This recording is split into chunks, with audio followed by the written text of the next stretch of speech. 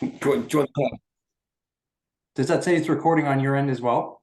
Yeah, it's something to do with my privacy settings, I think, because this is my work laptop, and my MD had it sort of protected to the hilt. So yeah, I think it just comes something that comes up when the other person records. So it's all cool. Okay, but it's recording your audio for us. Yeah, Okay, I can perfect. see. Well, welcome. I'm Neil. You may have know my podcast. It's called Any Good That I May Do. Welcome, Jay. This for anybody who's listening, this is Jay Fear out of what part of the UK do you live in? I actually live in right down south, a place called Southampton, in Southampton. in a Is county that called Hampshire. and forgive me, my geography is awful. I'm an ignorant Canadian.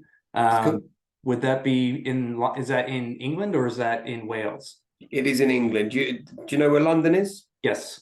Okay, if you imagine London goes southwest about 70 miles, and that's where I am. Okay. Okay. So basically, if you look on the map, you'll see a little island at the very bottom of England called the Isle of Wight. I'm just above that. Okay. And Jay, you're there with you mentioned that you have kids as well. Yeah, yeah. I'm married to Deb, and I have two children, Jess and Sam. How old are Jess and Sam? Jess is 18 and Okay. Sam is 16. Okay. And are they both soccer fans as well? Sort of. Not really. I mean, Sam might. I'm actually an Arsenal fan Okay. officially. Okay. Sam might go, "How did we do, Dad?" But if I say we lose, I'm not crying like I used to be when I was a kid, sort of thing. So Yeah, yeah. yeah, So like here in Canada, you're probably aware we don't I'm sorry, I call it soccer. I know it's football. I feel like a fraud if I call it football, like I'm trying to be. So I'll call it soccer for my purposes, but it's not the same here as it is there, obviously. We've only recently got a semi-pro. It would probably be about the equivalent of the Wrexham club, or maybe even below that here in Halifax. yeah, And it's good soccer, but it's nothing like the culture over there where it seems like every town has a team. yes. Every town, yeah. So where you're from in Southampton, do you have a team there as well that would be like a lower than the Premier League or? They're actually rock bottom of the Premier League at the moment, and they're probably going to get relegated this season.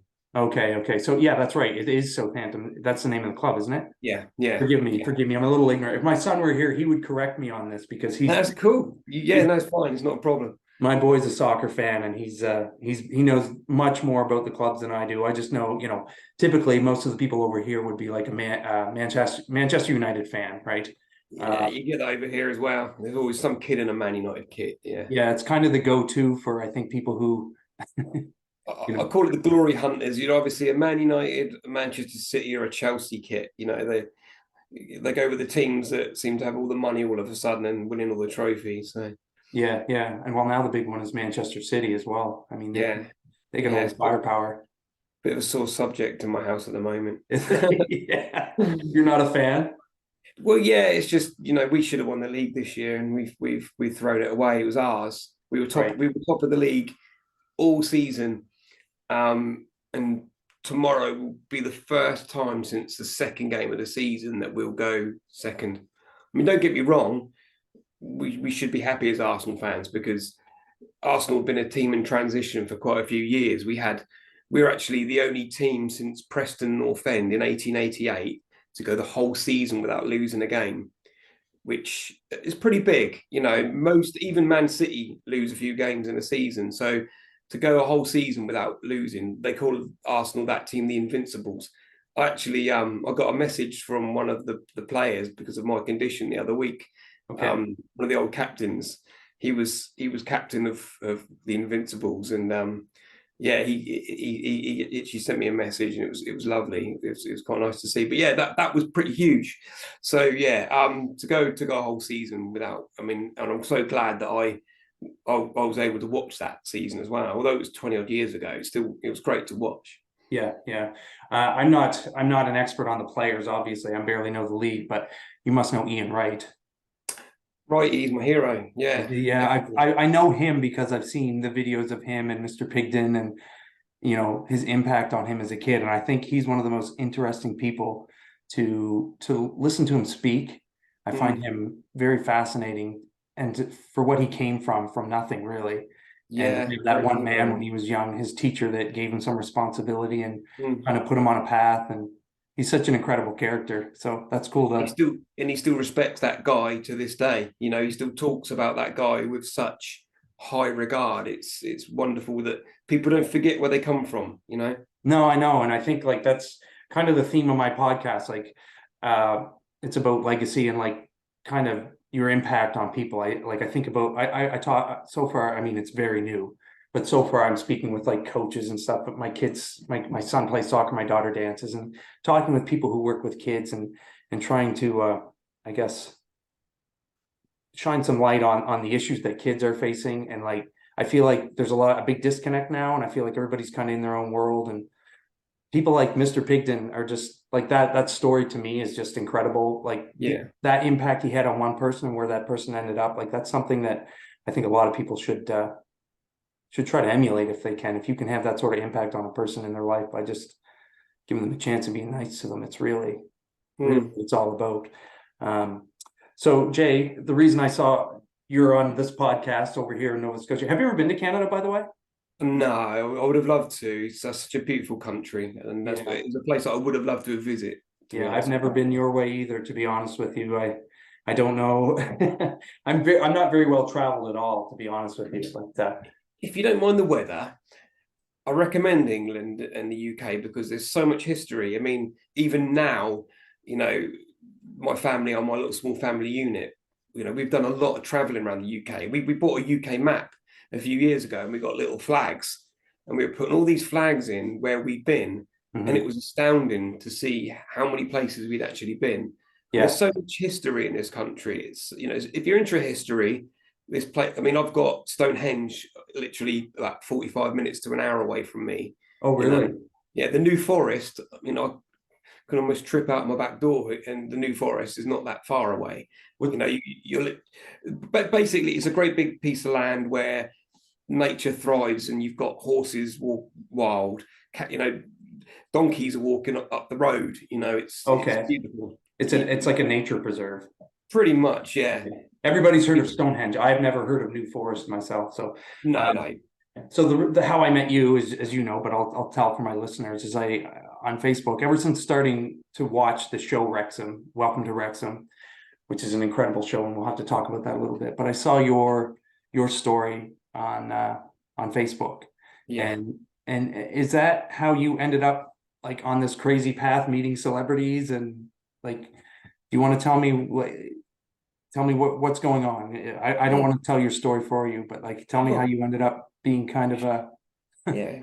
Sure. Yeah, it's been a bit of a wild one, I will admit. Yeah, well, so about a year and a half ago, I became ill and I had to go to hospital because I became that ill. And it turned out that my appendix had burst and it had ulcerated. So it was poisoning me. And then it just so happened to be a tumor down there as well. totally unrelated. Yeah, I think the tumor, because I had it for a few years, I thought I had a hernia and I Okay. had this pain for a few years. Okay.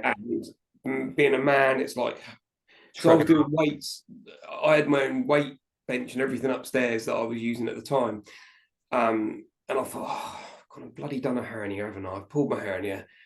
And a man being a man, I was very frightened of hospitals and things. I'm like, well, when it bothers me, I'll go and get it sorted. Hmm. And it all came to a head one day, and I ended up. The doctor that just said, "You go to hospital, mate, tonight. You know, we need you to go to hospital because you're not well." And then they did a CT scan, and that's where they found out that I personally think the tumor aggravated the appendix, which caused it to burst, which was lucky. That probably saved my life originally and gave me a little bit more life. So, yeah, moving on a couple of months, I went to a different hospital about 30 miles away where there was a specialist who did a 10-hour operation, took away half my bowel, rooted around a hell of a lot in there to try and clean me up, removed the tumor, and yeah, hey, I was cancer free. And then I was having regular blood tests, which the cancer traces were coming back fine. I had a CT scan December 2022. And then January 2023, my oncologist phoned me during a routine appointment and said, look, there's a few things on the scan we're a bit concerned about. Firstly, that there's a mass has returned where your appendix cancer was removed. and there's also a couple of nodules in your lungs. Any chance you can come by for a face-to-face the following week? So I took my wife, we went to see him, and yeah, he sort of proceeded, because I'm there right thinking, okay, surgery, okay, I'm geared up now. Yeah. Let's go for surgery again. I'm a big brave boy now. You know, I've been through it once. Let's do it again. And then he started to talk about, you know, we can't treat you. And I'm like, Right away, that was the diagnosis. yeah, pretty much, yeah. Because I remember a previous oncology appointment, the first one that I went to see him, which was sort of March 21. He always said, look, this cancer will never be treated with chemo, it'll always be surgical. So which is in my head, I'm thinking surgery, you know, Yeah. whatever. Chemo was never an option for you. No, it doesn't. The cancer that I have doesn't react. It's a very rare cancer. Right. You know, in that big country below you, apparently 1 to 2 people per million per year has. Depends. So we're talking about a couple of hundred people walking around in the whole of America. Yeah. USA, sorry. So yeah, he started saying like we can't treat you. So I'm thinking, okay, so this is like chemotherapy where you've got to sort of live with it for so many years. And I just outright asked him, I said, am I going to die from this? And he said, yeah, I think you will die from it. I was like, okay, right. So how long do you think I've got? And then he said, months rather than years. And that was at the point where my wife completely lost it. And yeah, we needed to go home because she needed to put it into her safe environment, if you know what I mean. You know, it wasn't good for her. I was okay, you know, I accepted it for what it is. This was this January past. January, yeah, 11th of January. Okay. I found that. Yeah. So yeah, so I had months rather than years to live.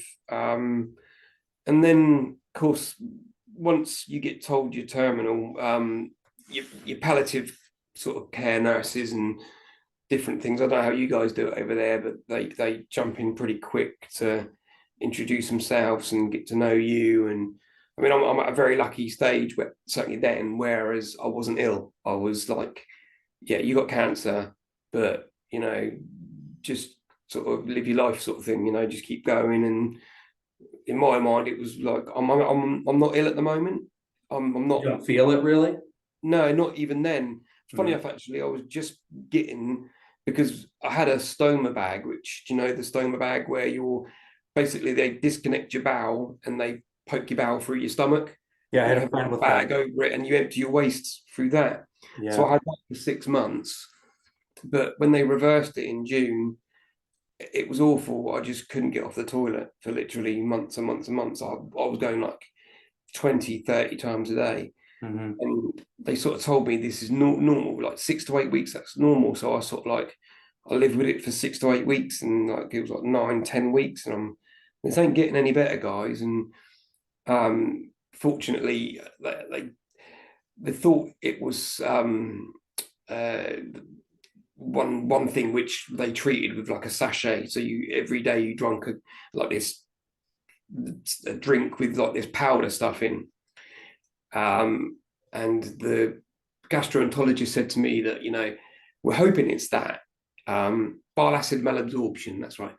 If it's not, this will help, but it won't cure it. So, as he said, it did help, but I'm still relying on the toilet quite a lot. Yeah.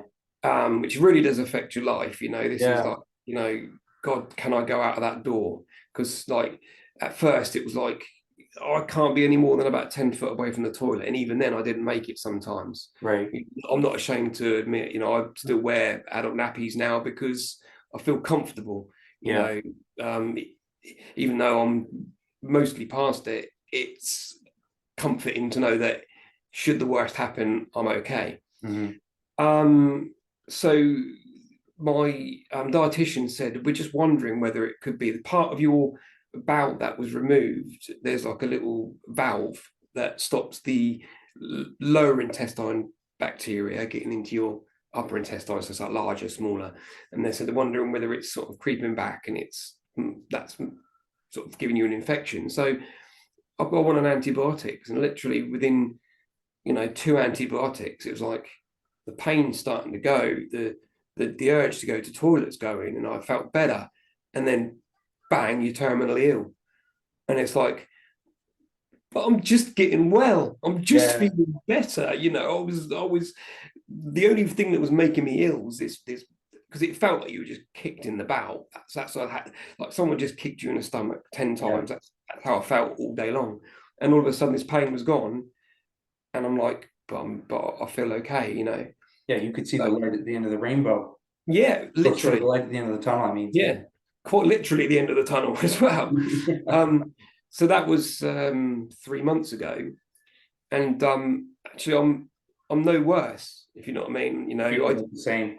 I still need a little bout of antibiotics occasionally. The only thing I do suffer with is because of where the tumor is, it must be pinching like the femoral nerve. So it's a bit like, I don't know if you've ever had sciatica, but it's like sciatica around the front. So I get a lot of nerve pain in my groin, in my hip, down the side of my legs, down Mhm. my knee. So I'm on different medication to help combat that. And Right. the last thing we actually spoke about last week was I'm on gabapentin, and it was like, do we up you one more gabapentin? And I said, well, look, I almost feel like during the day I'm not in pain. It's just when I go to bed at night, it keeps me awake. Like last night, actually, I didn't go to bed till 4. Yeah, that's Um, why it's 11 for you there. You don't sleep very well. Is it because of the time of day or is it laying down? What is it? I think it is the whole like laying down thing, because I actually sleep downstairs at the moment because I don't think it's fair keeping my wife up, because we're actually at Wrexham the night in the hotel. I was in tears, in agony, because I'd been up and I'd been to the Arsenal game the night before. I'd driven there right the way to the stadium. I actually parked under the stadium as well, and I drove home that night. Um, and there, it's like, I don't know what the sports are like in your country, but you have to sit down. But the thing is, as soon as the ball goes near the goal, everyone stands up. So of course, unless you want to see someone's backside, you've got to stand up as well. Yeah. So yeah, I was up and down in the Arsenal game, and then up and down at the Wrexham game. And yeah, I was in a lot of pain that night, and I was crawling the wall. And my poor wife just didn't know what to do for me. The only way I could get to sleep in the end, I grabbed the like an armchair that was in the room, because it was quite a nice posh hotel they put us up in, and I bunged a couple of pillows on the armchair. I brought my L-shaped pillow, which I took for me in the car to be able to sleep on the way up. And I put my feet up on the bed, and I managed to eventually drift off about sort of 3 in the morning.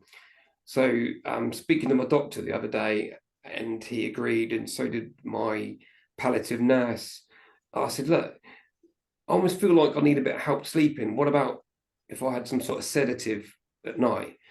And they both agreed. Well, my nurse actually gave me the options. He said, you're on 4 gabapentin a day. We could either up you to a fifth and then give you the sedative, or I said, can I have the sedative tonight? And I thought, the reason being, because over here, this is a bank holiday weekend. And I also have Fridays off anyway, because I do 4 day at work and I have my Fridays off. So this was Thursday. So I said, I've got 5 nights now to test this, because I have to get up at 5 in the morning to drive 50 miles to work. Okay. So I get up at 5 and leave at 6 to drive 50 miles. So I need to know how these sedatives are going to affect me in the morning. So Yeah. this was ideal because I had nothing to get up too early for. So yeah, that's what I'm on at the moment. Yeah. So yeah, fast forward in 3 months down the line, 3.5 months down the line. Apart from the pain in my legs, I don't feel like tomorrow is going to be the day. If you know what I mean, I feel pretty good. Yeah.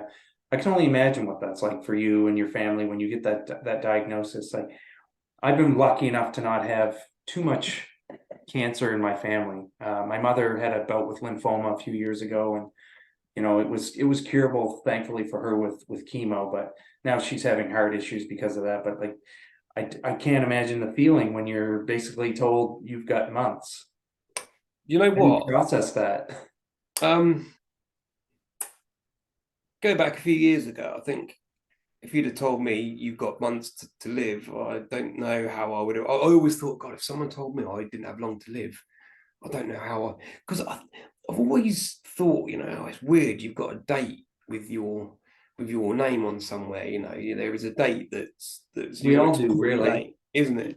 And I always thought, I hope that would have like a 50 in it or a 60 sort of thing. Do you know what I mean? 2050 something or something. Because Yeah. one thing I've always said, because I've been with my wife since college. We met. She was 18, I was 19. So we've been together 26 years. And I was looking forward to sort of growing old and wrinkly with her. We've always sort of said, I can't wait till we're old and walking down the road hand in hand sort of thing. But I've I've coped with it really well.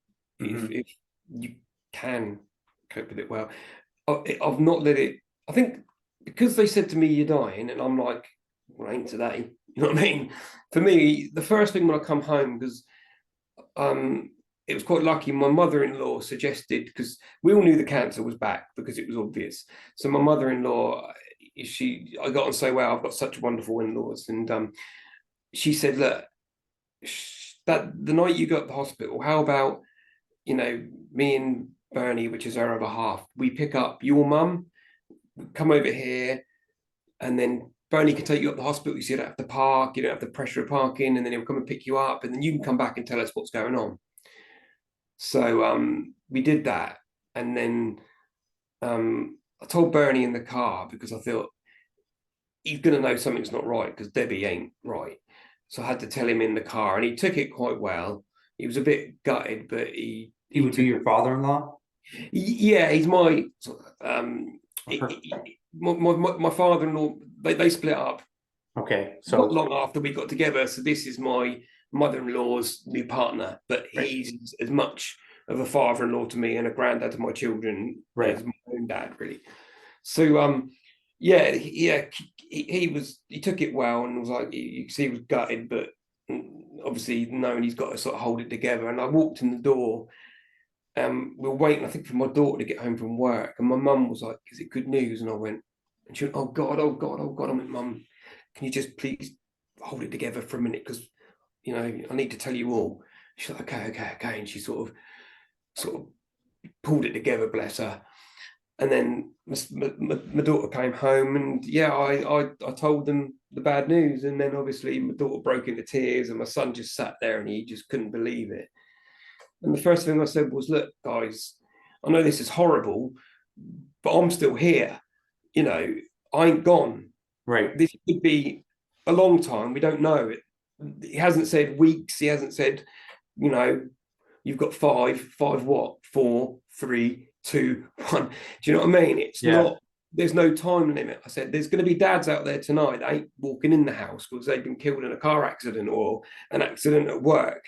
Yeah. We haven't got to deal with that. You've got time now with me." And I think that kicked in. I think my kids, that seemed to kick in pretty quickly into the brains of my kids. They must sort of take after me a little bit like that. But it's my wife that suffered the most, Yeah. really.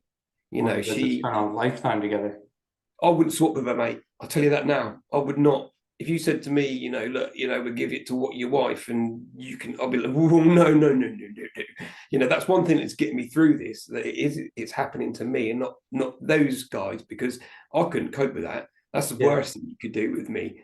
Yeah, I think that's probably something most men would say that, to their family. Me, if I have a choice in the matter, I'd rather it be me, right? But Yeah, a good father and a good husband yeah, would. Well, my mum keeps saying to me now, we went to a barbecue tonight, a family barbecue, and she was cuddling me, was saying, "Why can it be me? Why can it be me?" And I yeah, said, "Mum, it ain't you. She had breast cancer like your mum had cancer. She had her go. Do you know what I mean? She got through it, and that's great." I just said, it's not you, Mum. So yeah. For don't. her, how old would your mom be?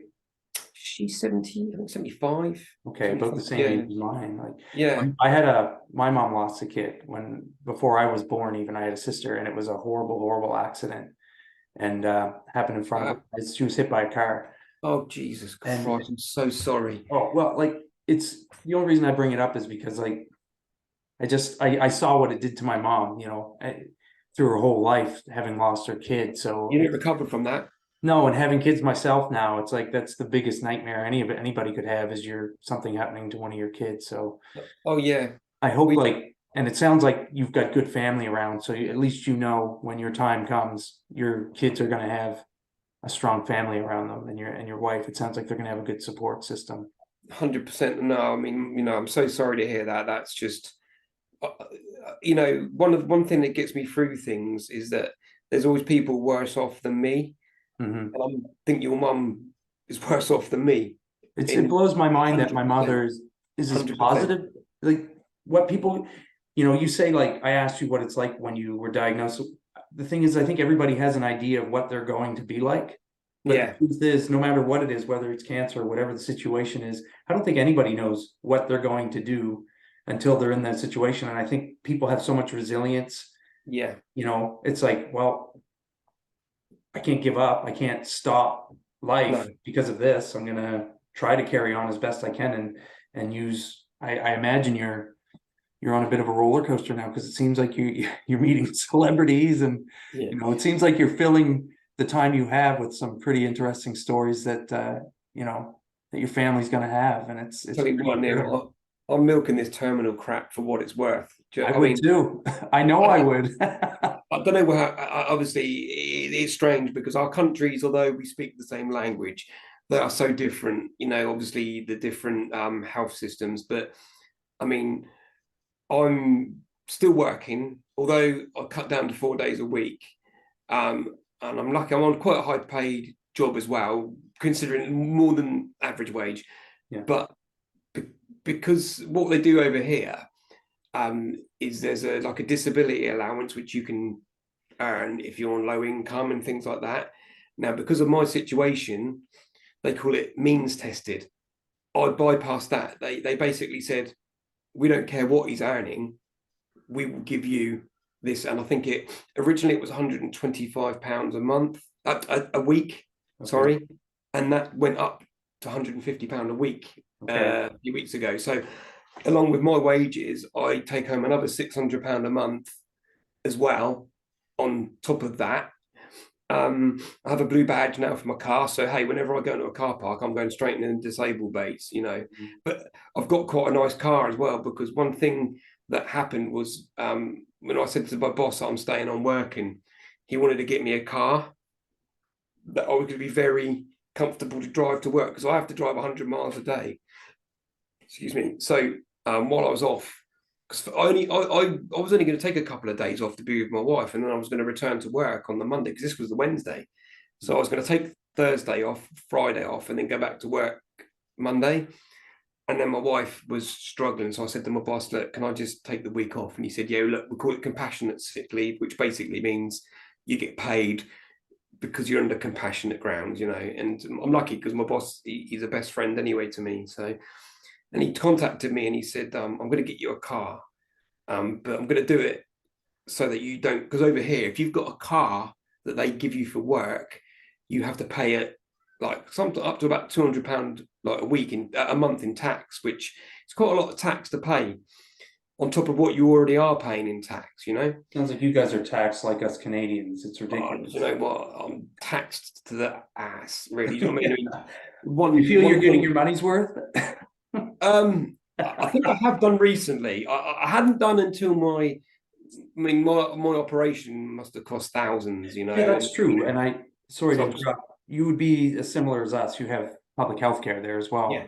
Yes. We have healthcare, which you do pay for in your wages. It comes out of your wages. It's called the NHS here. So we pay. I don't know what I pay. Probably about £500-600 a month or something like that. But that with that, your whole family's sort of covered, sort of thing.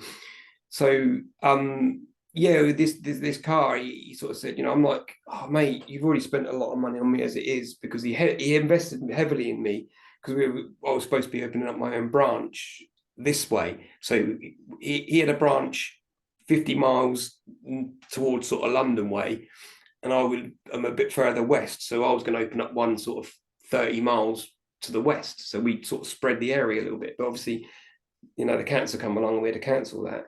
So he's quite happy with me to stay on working with him in Arundel, and I'm just helping him develop his business now and doing that sort of thing. Yeah. So yeah, what sort of car do you want? You send to me. I'm like, mate, whatever. I'm packed. So I was going to get like a Tesla or a Jaguar I-Pace, like a nice electric car, something flashy. Mhm. That was if I'd have been working up in this new building. But I'm like, mate, if you want to give me a Ford Escort, I don't care. Do you know what I mean? Whatever. So he sent me this picture of this car, and he said, look, if they've still got this and you like it, it's yours.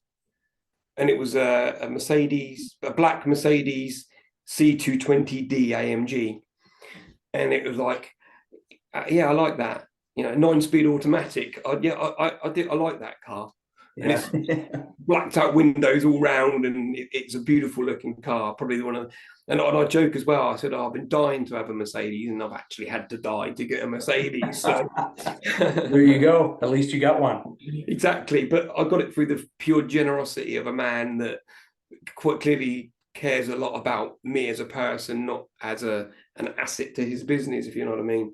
People like that are very special. People that, Yeah, that's one of my biggest problems with the world today. And one of the things I worry about is I just feel like there's so much greed. It feels like everybody's really in it for themselves. and hatred as Yeah, well.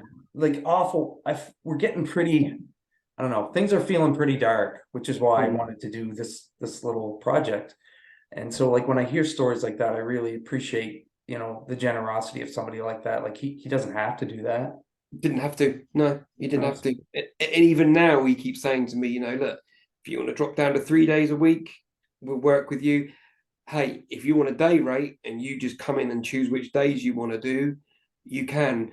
The trouble is, because of the sort of work that I do, it's very difficult to do that, because when you're developing business and you're arranging meetings, and then you're having to quote people and all the other little bits, you can't just do that. So I don't want to just rot on the sofa. I did 7 months of that when I was recovering from my operation. I want to work until I can't, you right. know, and not only that as well. My wife, obviously, she needs my money at the moment, and that's going to be a big sort of dent to her when that's gone. Although my life insurance is paid out, I've paid the mortgage off, I've paid her car off, and a little loan that we had for sort of windows, the other day, and then she was looking at a new car the other day, and I'm like, just order the damn thing. You know what I mean? You want it? I said, have you got the money in the bank for it? She's like, yeah, just get it. Mhm. I want you to be happy. Yeah. So she part exchanged her car, and for not that much more, really ended up with, she hasn't got it yet. It comes next week, but a newer car that it's got a lot of gizmos on it and things, and I just wanted to be happy. Yeah. And if getting herself a nice car, I've just had a brand new kitchen fitted for her because our one was falling apart. And fortunately, when I insured myself for more than what the mortgage was worth. Mhm. So actually, the amount of money that we got for the mortgage, I only needed for the life insurance. I only needed half of it to pay off our mortgage. Mhm. So she's had the kitchen done, paid off loans and bits and pieces, and she still has money to use if she needs as well. And So does she work? she works in a school, albeit she's on indefinite leave at the moment, Okay. because she tried to go back. And the thing is, like, although she might seem okay, yeah, in her safe space, she's okay, at home or when we're out together. But, in a classroom of screaming kids, when she needs to be on top of her game. Is she a But hey, teacher? sorry? Is she a teacher? She's a teaching assistant, but she Okay. sort of looks after kids with special needs as well. So even in mainstream schools, they'll have a couple of kids that need a bit of extra attention. So Yeah. her job would be to look after that child, but she's got the authority to literally, okay, we're leaving the classroom because it's not working. You're not listening. You need to concentrate. She doesn't have to go to the teacher. Can I take this? She's like, we're just going out, Mrs. So and so, and there's not a problem. Yeah. So she loves her job, and she's good at her job as well. And we went to see the head teacher the other day because I went there, and the love that all the teachers, like literally, we went there for a visit, and before long we had a crowd of teachers around us just come to see her. And sorry, I get very fidgety with all this aches and pains, so please Don't worry about it. and yeah, the love for her is wonderful. I mean, the head teacher completely agreed with what she said about, you know, going on leave. And then my wife said, look, obviously, I understand if there isn't a job for me when all this is over. And she went, no, no, we're not losing someone like you, Deb. You know, you're a great employee and your job will be held open. They completely understand. I mean, I think no one understands what she's going through. I think you can only imagine what she must be going through. Like I said, I wouldn't swap. Yeah, or if you've been through it yourself, like that's, Yeah, we just can't. We try to put ourselves in other people's shoes, but that must give you some comfort as well, knowing that she's got that and those people. And yeah, definitely. Yeah, it gives me huge comfort to know that, you know, even when I go, she's gonna have love, if not with her family, but with her co-workers. And there's not a lot of people who can say that. You know, no, that, you know, I go to work and my co-workers think of me in that, and they do. You know, I'm honestly, I'm not just exaggerating, Neil. You could feel how much they love her. You know, the yeah, how much she means to them all. You know, the teachers, the head teacher, you know, the vice head teacher. They all, you know, from the woman who works on the door, you know, on the reception, to the head teacher. And don't get me wrong, she's obviously earned that. You don't just get that sort of respect and love. She's earned that. And yeah, Deb is a great girl. You know, she's so adaptive yeah. with everything. You know, It's and interesting. sorry. I just said, I know where my wife works in the school as well. She's a teacher. She's a principal now, but Oh, excellent. I know very well the stresses of school and the special needs kids and what that can do. So I can only imagine, like, with what your wife's got going on. Yeah, would you want her job? Because I wouldn't. No, my God. I work for myself. I work alone.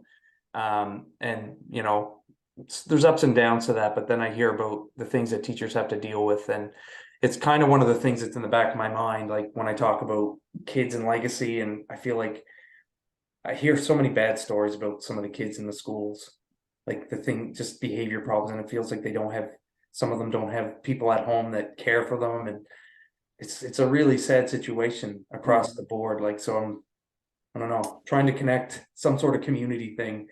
Do you remember when we were kids, right? So, say one of your neighbours sort of like, you know, knocked your door and said, your son, blah, blah, blah, blah, blah, blah. Like me, you'd probably got a hiding, wouldn't you? Yeah.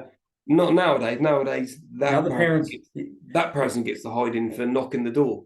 yeah, it's and at the schools, it feels like parents will come in, their kid will get in trouble, and the parents will come in and they attack the teachers and blame the teacher. Not Like, my Johnny. Not my Johnny. He can possibly. Your Johnny's a little, and he's horrible. You know. I I'm know. sorry. I need to. I've been like, I joke about it, but I'm kind of Yeah. half serious. I'm like, let me talk to their parents. Yeah. I'll tell him all about little Johnny. I'll tell him exactly what little Johnny's about. Yeah, and it's like, it's you're the one that, but I think that's it. People don't want to look at themselves, really. That's what it is. They don't want to look at their own shortcomings and see what the result of their bad parenting. So they'd rather blame anybody but you know, their kids' behavior. And it's a really sad state. And I don't It know what is. the solution is, but it's something that it's very concerning to me. I feel It like is, and I agree. It is concerning because these kids are just breeding worse and worse kids. yeah, I mean, and simultaneously the schools are lowering their standards, I find. Like, they can't do nothing about it though, Neil. I don't know how the system is in your country, but they just can't do nothing.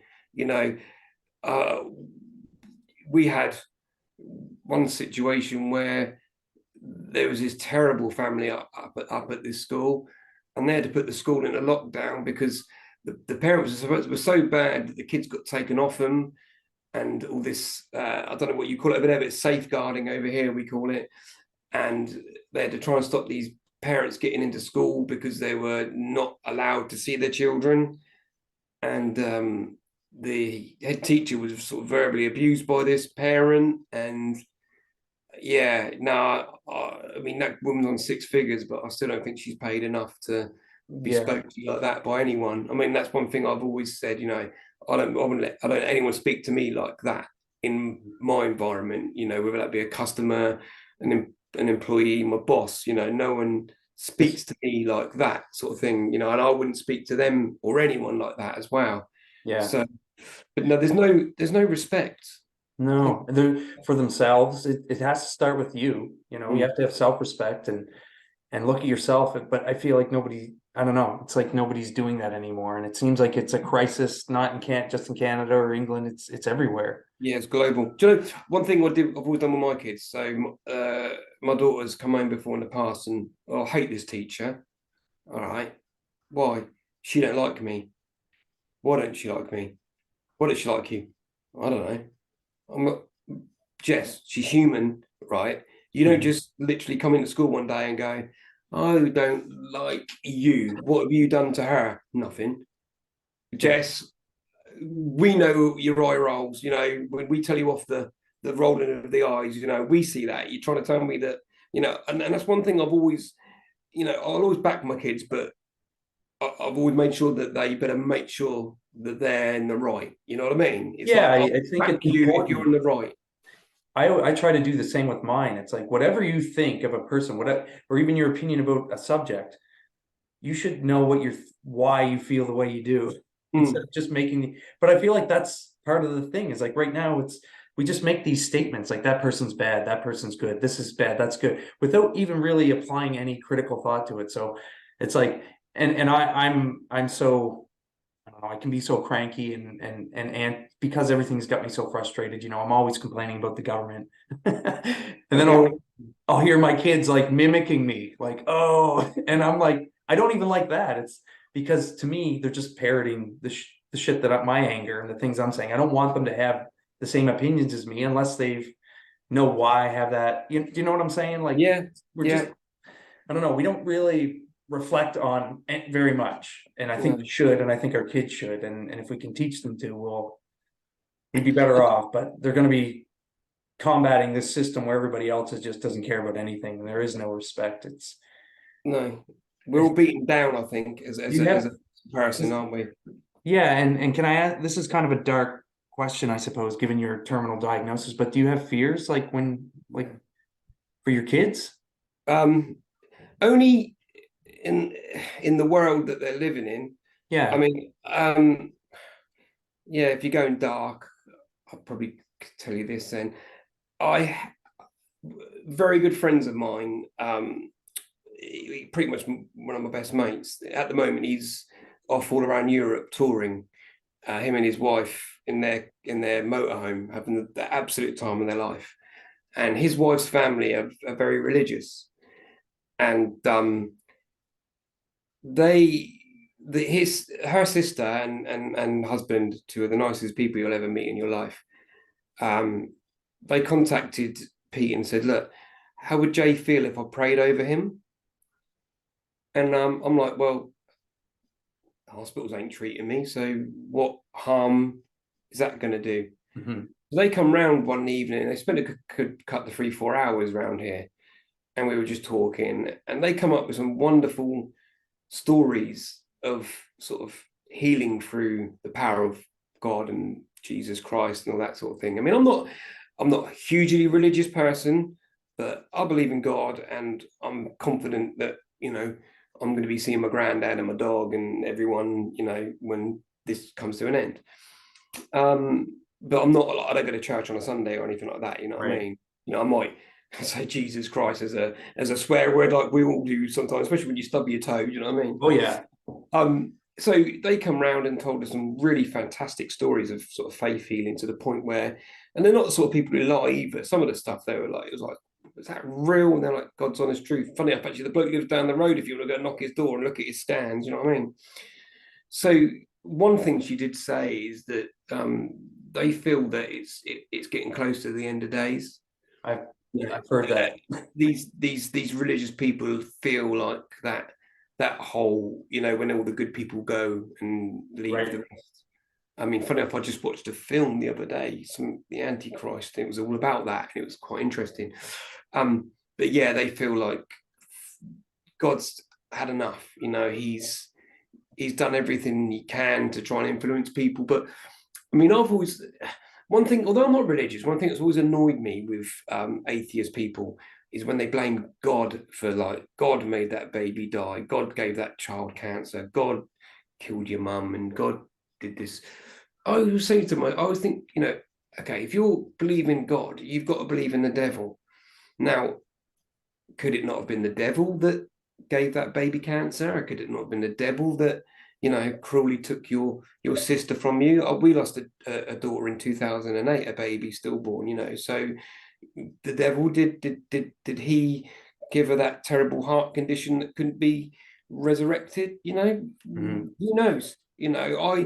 I just think it's too easy to blame God for things, and but why are you not blaming actually probably the being that is quite Yeah, more likely to have caused this nastiness? yeah. And yeah, that's my only fear, is that you know that that didn't worry me in the sense that, well, I thought, well, I'm not going to be around to see the end of the day anyway. So, but yeah, if that, because they felt as well it could be in their lifetime. Do you know what I mean? Yeah, And these guys are in their 50s, and yeah. that's quite scary. We'll never know. Might not happen for 100 years, or if it ever does really happen, if it is a thing that would happen.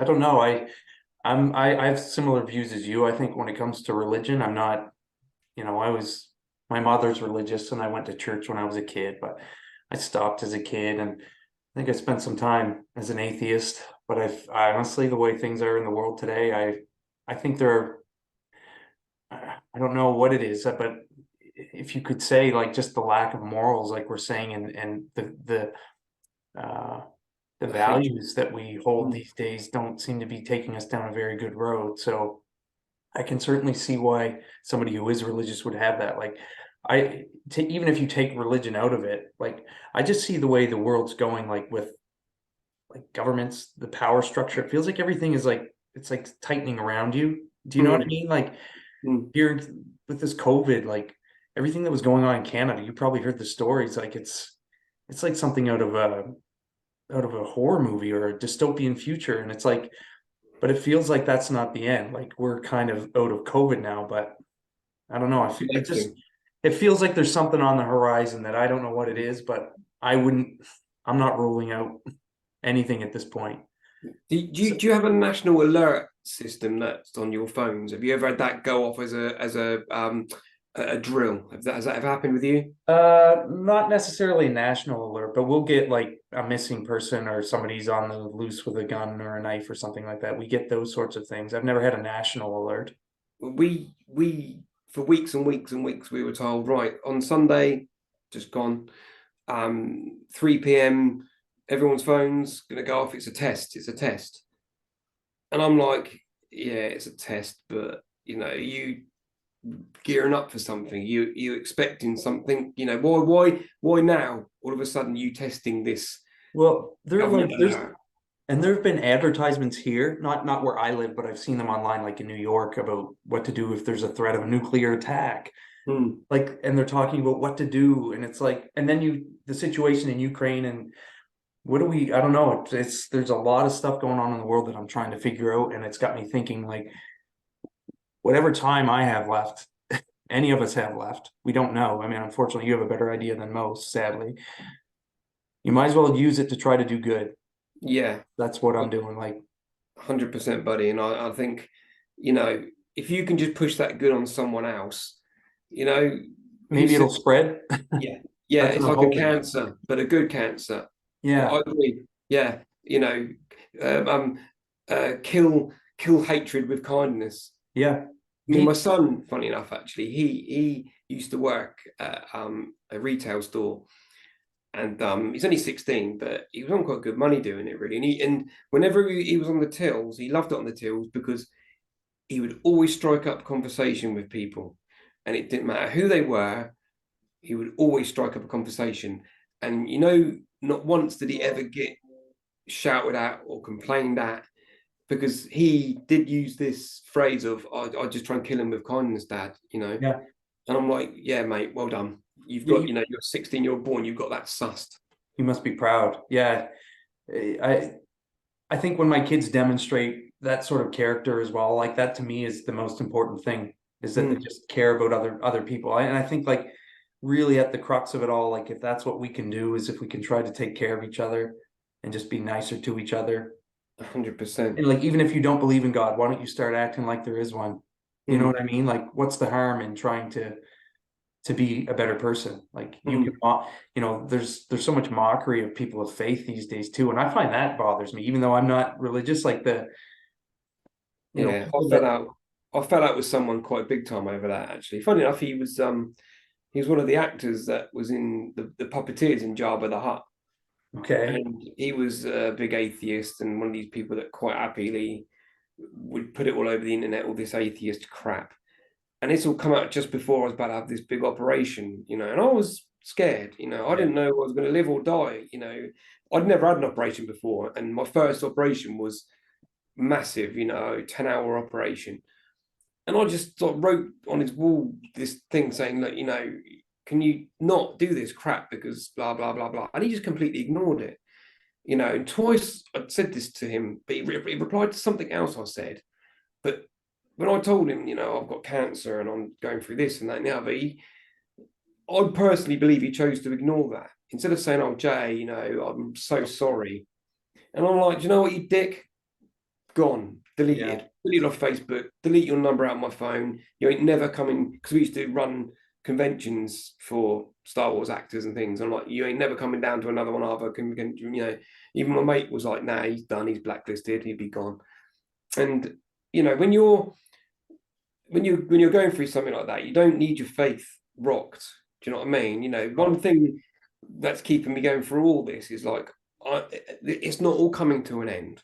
I'm just going to whatever's next. So I keep telling people, it's like, you guys are on level 1, I'm going to level 2.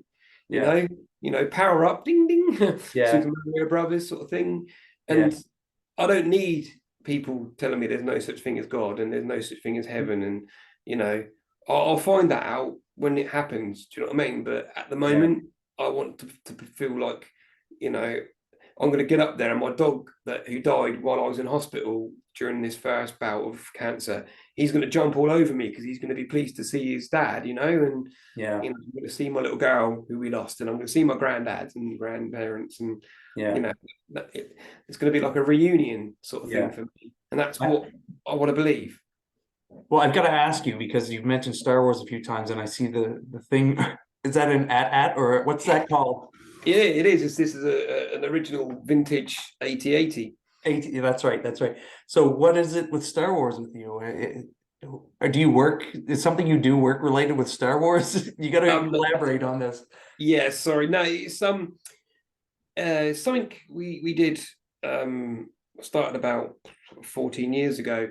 I started helping out a guy at conventions, and then Like all of a Star Wars sudden, conventions? it was movie and TV basically. Okay. So primarily Star Wars because we had a lot of people we knew. I mean, we had the guy who played Darth Vader, Dave Prowse. He would come along, and Boba Fett, the guy who played Boba Fett, and we've had Peter Mayhew, who's Chewbacca at an event, and Kenny Baker, and so many actors. And I started helping, and one thing I just got into was like recruiting the actors. I just Oh, for started. the conventions, Yeah, like so reaching out. Okay. I'd message people who were, they might have been an alien in the cantina. I'd be like, Okay. hey, we're doing a convention. Would you be interested in attending? And yeah, definitely. Blah blah blah blah blah blah blah. And then yeah, before long, you sort of become. I'm like, wow, 30 years ago, I was watching you on the telly, and now I'm friends with you guys, sort of thing, which is really weird. Kind of So surreal. it was, and then a friend of mine, well, basically my wife and I and my friend and his ex-wife, we then formed a little group. And then in a small town near Southampton called Totton, we had various conventions, and I lovingly named them DEF CON. So I said, look, because we could have DEF CON 1, DEF CON 2, DEF CON 3, and it was a pretty cool name. Yeah. So yeah, we got some good guests along, and never like huge guests, but certainly The hardcore fans would appreciate them. over here, yeah. I mean, there was a show back in the 80s and 90s called, still running today actually, called Red Dwarf. Yeah, I've seen it. You know Red Dwarf, yeah. Yeah, Well, we yeah. had pretty much all of the guys except for Dave Lister along. Okay. So I mean, I'm quite good friends with. Do you remember the guy in the computer who was just the head? Vaguely, I have like I didn't follow it closely, but we've had it on television here. I'm familiar with it, but very passingly. I know Red Dwarf. It's a side they're in space on the ship. That's Yeah, pretty it's a much. Like, comedy, right? It's a it comedy was, sci-fi. Yeah. yeah, yeah. It was yeah. He was called Holly, and he was the computer. Okay. And I know him quite well. He's a real nice guy. I've texted him sort of for years. It's quite funny actually because he got invited to a convention that I didn't even have nothing to do with, and it just so happened that I was there, and my phone rang and it was him, and I'm like, "Hi Norman, you all right?" He's like, "Hi Jay, yeah, I'm at the train station, mate, and no one's here to pick me up." And like, I mean, I was in a wheelchair at the time, recovering from like everything. And I'm like, mate, I'm not driving today, but I will sort this out for you. So I sorted him out a lift and got him to the event and went and said hello, and it was quite nice. Um, but yeah, we've had all sorts of guests, like I say, from that. And it's quite nice because my job was to like to pick them up from like train stations and ferry them to the events or from hotels, and then on the day I'd look after them. So I think I had the best job of all because I got to know them on a personal level. And it's like, you don't just become, when you go to a convention, someone, they sign your thing. What's your name? Oh, it's Andy. Okay, Andy. Yeah, nice to meet you. That's it. You're forgotten. Very Sort of thing. superficial. These guys sort of knew my name, and that was quite sort of mind blowing, if you know what I mean. Yeah. Even though a lot of them I knew were only like, one guy was a Jawa and another guy was a Yeah, nobody would know them. yeah, I mean, one guy I really loved. He was one of the bounty hunters. The lizard one. Okay. And I'll never forget when I had him along at another convention, and I thought I'll go reintroduce myself to him because I hadn't seen him for a few years. And I walked towards him, and he went, "There's a face I recognise. Hello, Jay. How you doing?" And I'm like, "You remember me? Sort of, how you doing?" Sort of thing. And another event that I think this was where I thought, I think you've made it in the convention scene, is the guy who played Boba Fett was at a convention that wasn't even nothing to do with me. It was one I was just visiting. And I remember he was right at the back of the hall, and I've just walked through the door, and I'm sort of looking around, and I could see him, and he stood with his arms folded, and he's just sort of looking around the room, like just not turning. And he noticed me, and he sort of went, he pointed his gun at me like that, and I was like, "Oh my god, Boba Fett's just shot me!" And I don't know if you can see just to the right here. Oh my goodness, you are hardcore Star Wars. Yeah, my wife's. I mean, I brought that down because I did a podcast last night with a guy. Yeah. But that's full size. That's literally the size of a door. Is that a replica from a It is. replica? So that's Yeah, Han Solo. yeah, Han Solo and Carbonite. And actually, the guy called Alan, he told me that he did the body cast for that. That's his body, and Okay. Harrison Ford's face was put on it. Oh wow, that's cool. Yeah, so these are the little tidbits you get to hear, Yeah.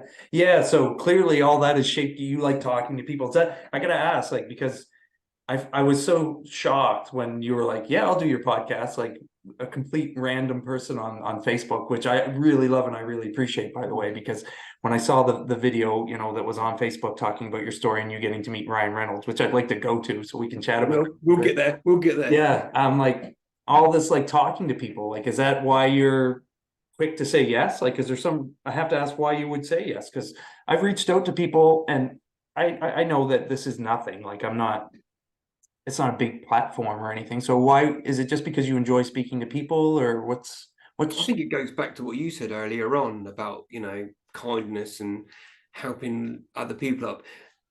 At this very moment in time, I have a little bit of fame. It's not a lot, but right? I mean, do you allow swearing on your podcast? Yeah, I swear all the time. I try to limit it here, but you swear as much as you like. It's not a bad word. I was going to say I'm like shit in a field at the moment. I'm everywhere. It's Yeah. really weird. Like I went to a family barbecue tonight, and like and my family were like joking, like oh, are we allowed to sit with you? Are we allowed to cuddle you because you're obviously A-lister, and it's because it has been everywhere. I can't open Facebook without someone tagging me in like a post that my name's appeared in it, and it's fantastic. I'm quite enjoying it because, some people have to go and kill 10 kids in a high school to get their 10 minutes of fame. But I've got this sort of feel-good story, which we'll go into in a bit. And it is a feel-good story, isn't it? It's like, Yeah. this is nice, isn't it? It's a nice Yeah. story. So we're almost at an hour. This is, I'm happy to go beyond it because Yeah, sure. are you good to keep going for a little while? Yeah. To be honest, I took my pain-killing medication before this, and Okay. I've saved my sedative for afterwards. So I'm okay for a while. Awesome.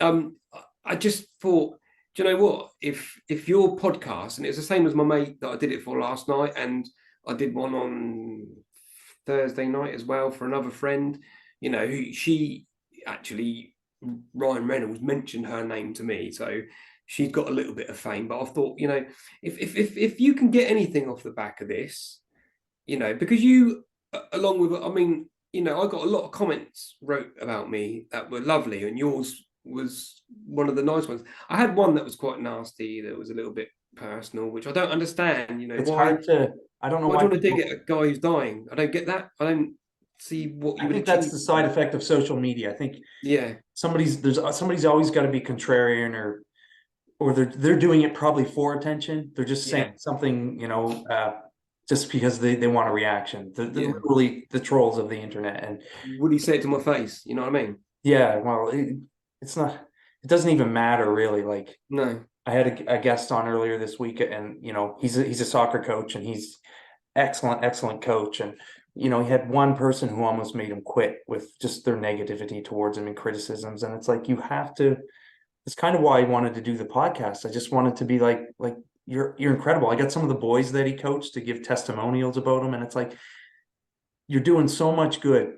Don't worry about that one person. And like, I don't want this as much for me as like, I really liked your story, and I liked your video, the way you spoke, how it's more about your family. You didn't want it to be about you. You struck me as a humble person, and like, I appreciated that. And I kind of, my podcast is like telling stories about people and positive themes. So you struck me as a perfect person to ask. And I was so happy when you agreed to so quickly. So thank Yeah. Well, to be honest, I there was 300 comments on that particular post, Mhm. and I made sure that they're all nice, everyone, aren't they? And I made sure I put a heart on all of them. Mhm. And occasionally there was something that was said that I thought, and I think yours was one of the comments that, because of what you put in it touched me in the feels, and I felt I needed a reply back. And I think that's where then you then replied back to me to say, and then we eventually got on the conversation of your podcast.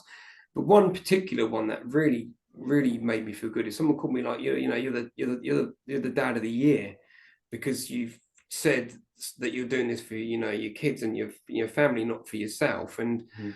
and I was like, wow, yeah, that means more to me than anything, be called the dad of the year, because ever since my kids come along, my life is on hold basically. When they're old enough that they don't need me, then I'm going to carry on, sort of thing. That's your main focus, is your kids. My kids and my wife, I do everything for them, really. Yeah, I'm much the same. Like, and that's another theme of my podcast is like, what's our legacy? What are we leaving behind? Like, are we leaving good people that are going to do good things and learning from our experiences?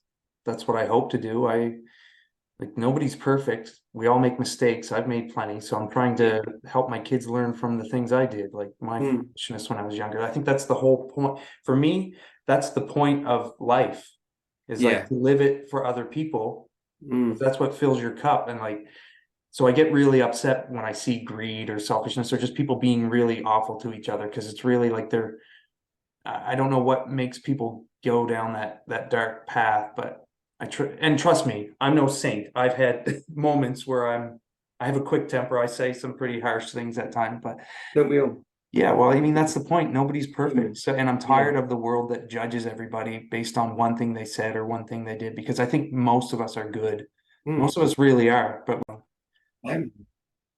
okay, did you get a Cool. notification that it's recording on your end? Yeah, and it's saying recording up the top there. All Cool. right. I just had my first incident on the podcast. My wonderful laptop started to reboot just as we were getting into a really nice a nice segment of the podcast, and Jay was nice enough to stick around and walk me through, and he's a very patient man, Jay. I appreciate that. So here we One are thing back I've got. for It's one thing I've the got. we'll enter into the last period of the podcast. And I was just about to ask you, Jay, about like Wrexham, how you ended up there. I suspect you just started watching the television show like myself. Like I just put that on one day, kind of, I didn't even really know what it was. I just was like flipping through Disney Plus, and I didn't even realize that they had actually bought a club. I kind of thought it was a drama, and then I just put it on as, sometimes I'll put on a show just to check it out or think it's going to be nothing. And I was captivated immediately. And Mm, I think for me, and I think after our chat, you'll understand why it resonated with me. It's like I really like that they showed the people in the town and what the club means to them. Because I mm. don't have anything like that here. I can't compare it to anything here really. And to see like that small community, I mean, I don't know how big Wrexham is. Do you know how big it is as a city? Like, Um, it's not tiny. But it's not. I mean, it's actually a town. I live in a city. okay, Over here, city state is basically you need a mayor and a cathedral sort of thing, or one or you either over, or we have a mayor. a mayor and Um, a cathedral, did you say? yeah, That's normally a mayor and a cathedral. We haven't got a cathedral. I don't think we've got a cathedral of any sort, but Wrexham is just a town, but it is a decent sized town. okay. Yeah, so it just kind of blew my mind that they the story, I don't know who dreamed it up, but to go and actually visit the people in the community and make them part of the story and to show, I guess, how important it was to them. Is that what got you interested in the show? Or Googling Wrexham population quickly for you. okay. Oh no, it's do you know what? It's just not going to tell me, is it? Why? I Well, need a little producer on my side. That's the next sorry, phase yeah, of the let's forget podcast. that So because that's just yeah. Okay, I remember it did start with something about a tweet, and someone said to Ryan on a tweet, because Ryan's really good. He's not one of these people that he does engage with average Joes sometimes. He's quite good. And someone tweeted Ryan, you're looking at buying a football club, if you're ever looking at buying a football club, why not buy Wrexham? And he replied something really sort of like cryptic, like, watch this space sort of thing. But that was like 2 years or 3 years before all this happened. And then, yeah, then it come out over here that, Ryan and Rob are really interested in buying Wrexham Football Club. Even I even think, I was a bit like, didn't Rob actually start the idea of buying Wrexham? oh, As I understand yeah, it, he was the first one to be interested, and he jokes that he needed Hollywood money. yeah, he had to get Ryan on board. And I think it took him a bit of persuasion. I don't think Ryan was a bit, because Ryan owns quite a few businesses. He's quite a He's business. quite a mogul, I think. Yeah. Yeah. I just saw recently he's actually, I believe, interested in buying one of the NHL hockey teams here, the Really. Ottawa Senators. Like Um, that's quite a bit more expensive than Wrexham would have been, and I think that would be like another partnership type thing. But I just hope it doesn't take his attention away from Wrexham, I though, know what because you mean. I know what you mean. Like for me, the beautiful thing about Wrexham and then bringing it in is like it's kind. I did first off, I didn't realize there were that many leagues, many professional to semi-professional soccer leagues in England. But yeah. It's a big tier system. yeah, If you ever get a chance, I don't know if you have done, but Google the English football tier system, and it's quite simple. It explains to you exactly. I mean, my brother played, I think, ninth tier when he played football. ninth tier. Yeah, which sounds really like crap, doesn't it? But actually, it was quite a good. Probably better than the soccer I play in here. Not necessarily, it's not. I mean, I don't know the quality of. I mean, it's a lot better than It's Sunday low. League. Yeah, let's just say his football's a lot better than Sunday League. It was quite structured. Two Yeah. trainings a week, and he Yeah. travelled all around sort of Hampshire playing in this league. So that's all it is. The further you go up the leagues, the more distance you travel, the more it costs you to run a club, Right. basically. Yeah. Yeah. So yeah, this all happened, and Rob was trying to get Ryan on board, and he got him on board. And yeah, I felt that, listening to what you were saying about what captivated you is the same as me. I love football. I've always been a football fan, but I urge people to watch Welcome to Wrexham, not about the football. I mean, I don't know about you, but one of the stories that sort of captured my heart is, you remember the fan who goes there with his little boy and he's talked Yes. about when his missus was splitting up, and you Yeah. know, I actually feel like he's got it worse than me, because I've had, I mean, next month would be 22 years of marriage with my wife. Hmm. And I've brought my kids up and I've been there every day for them, and that for me is It's a full, everything. yeah, it's a full life. I couldn't imagine of having to share custody of my children with my wife, and another man moving in here Hmm. looking after my kids. I couldn't bear. I mean, that's one thing why my terminal cancer, I almost think, what if when I got to like 50, my wife suddenly decided she didn't love me anymore, and you know wanted to leave me, and all these things are like positives that are never going to happen to me. Like, I keep saying about I'll never get to see my mum pass away, or my wife's parents pass away, which is a horrible day in my calendar that would have happened, and I'm not going to have to relive that now. So that's Yeah. a positive to me. So yeah, the fact that we get to see all these different characters. I mean, there's the disability lady who looks after she just did it voluntary, and Ryan went, I want to pay you to do this now, sort of thing. Yeah. Um, yeah, it's wonderful. And if you can't fall in love with Wrexham Football Club a little bit with it, then maybe you're just a little bit not as like sentimental as maybe you and I are. Yeah. Yeah. You're absolutely right. Like, people don't need to be soccer fans to care about that show. It's just a really nice show, and to see, how much it meant to them to get promoted, and now to see that they have been promoted. I watched the videos online of that final match, the final minute, when all the fans stormed the field and the boys are crying. Like, To it, be there as well, it was on. oh, It was an honor to be there. You know. yeah, you were there at that final game. I forgot about that. Yeah, I can only That, that watch. that was so jammy, wasn't it? As well, that was so Oh, jammy. what does jammy mean? I don't know that. Jammy means like you lucky sod, something, you lucky thing. You were very, very lucky that particular thing happened. Sorry, we're learning a few words here, aren't we? I think I've No, taught I you a love few. it, man. I love Yeah, it. I waffle, like. waffle, and jammy you've learned today. So every day's a school day. Yeah, that's right. That's wonderful result of us chatting. Um, Yeah, so yeah, so we've talked about Wrexham, kind of what we love about that, and like, as you know, I saw that you had met Ryan Reynolds at this final game. How did that even happen? Was it just luck, or was it planned? Because, like, are you like a, forgive me, but like a make a wish? yeah, yeah, Yeah. exactly. Yeah, yeah. Okay, so I don't know how you call it over there, but when you have these nurses who look after you, they're called palliative nurses. So basically, when you're at the end of life, we call it palliative care. Sorry, I don't know if it's different for you guys, We but have the same. yeah, it's palliative care. So that's cool. So at least you understand.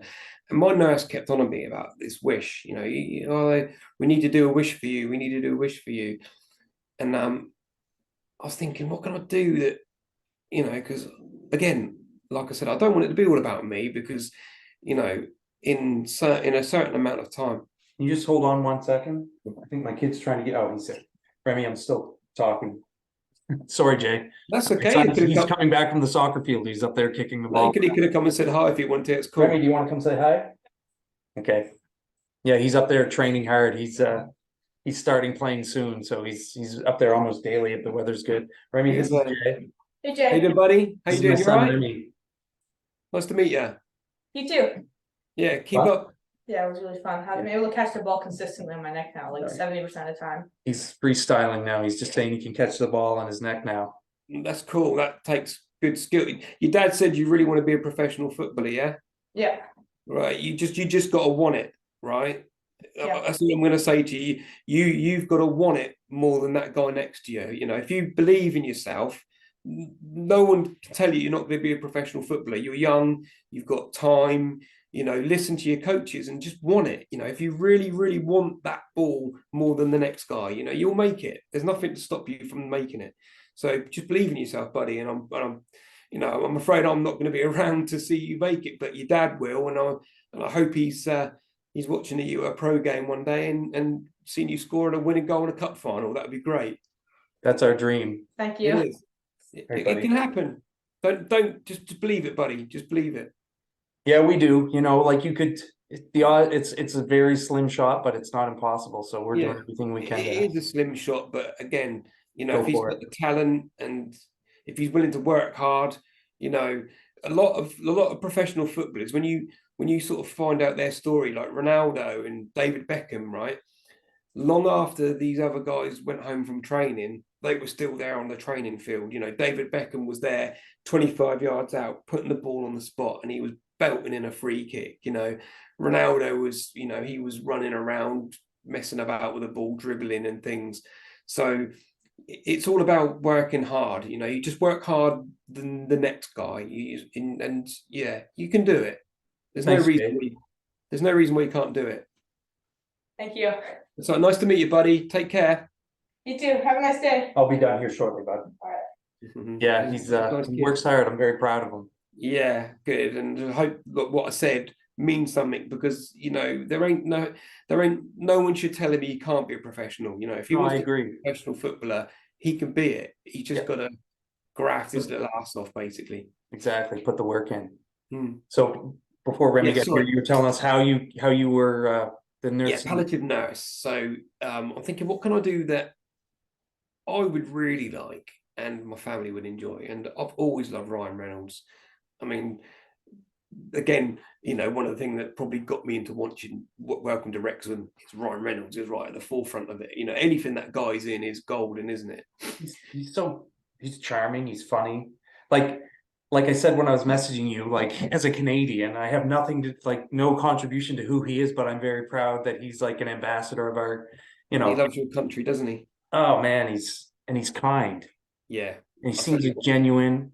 Well, yeah, he is. What an ambassador. To me, that matters more than the fame. I mean, the fame is cool. He's got a huge platform, but using that, he's still being nice to everybody. And it's that guy's there's a little place in heaven for that guy. I can tell you that now. He's wonderful soul.